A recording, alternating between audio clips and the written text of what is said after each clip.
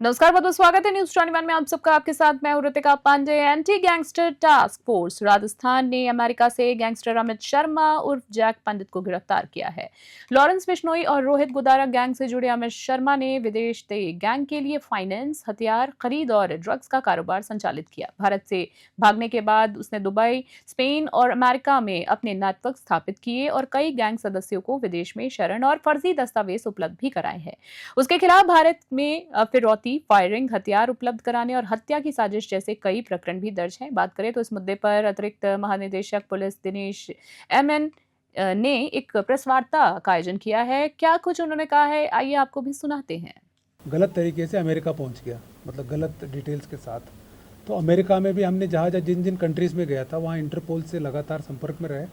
सबसे पहले हम लोग हमारे जो योगेश यादव साहब थे उनके टाइम में, नरोत्तम वर्मा इनकी टीम ने इसका जो इंटरपोल रेफरेंस वगैरह खूब भेजा और रेड कॉर्नर नोटिस निकलवाया था। तो उसके बाद हर कंट्री में जहाँ जहाँ हमें शक लगा, जैसे जर्मनी में हमें शक लगा था, स्पेन में शक लगा, इटली में, दुबई में, सब जगह हमने इंटरपोल रेफरेंस लगातार भेजते रहे और सीबीआई के थ्रू हम लोग लगातार कोशिश करते रहे उनको लोकेट करने के लिए। तो उसके बाद हमारी जो हमारी एजीटीएफ की टीम है, सिद्धांत शर्मा है और रविंद्र प्रताप इंस्पेक्टर है, सुनील इंस्पेक्टर है और मनीष शर्मा इंस्पेक्टर है, ये लगातार कोशिश करते रहे लोकेट करने की।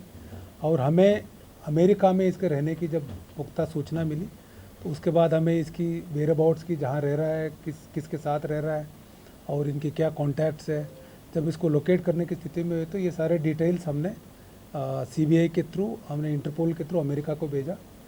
उस सूचना के आधार पर अमेरिकन एजेंसीज़ ने, उसमें आप सुनते होंगे एक आई से इमिग्रेशन कस्टम्स एनफोर्समेंट एक नई यूनिट बनी है, वो प्लस शायद एफबीआई ने, दोनों ने मिलकर इसको लोकेट किया और करीब 7-8 दिन पहले इसको वहाँ से डिटेन करा गया, अरेस्ट हुआ है।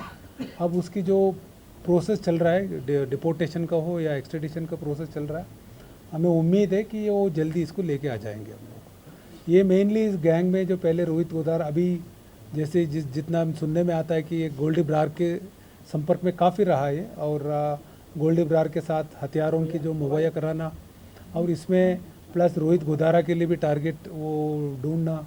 इसके अलावा जितनी भी गैंग एक्टिविटीज़ चलती थी उसमें काफ़ी सक्रिय रहा, लेकिन पीछे पृष्ठभूमि में रहता था और सामने नहीं आया, खुद कभी धमकी देना इस तरह से काम नहीं किया।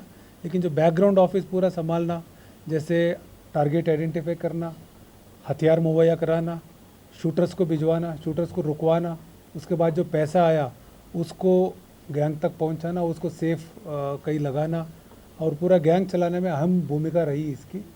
तो हमें उम्मीद है इसको जल्दी हम लेके आएंगे। एक तरह का कंट्रोल रूम चला रहा था। हाँ, एक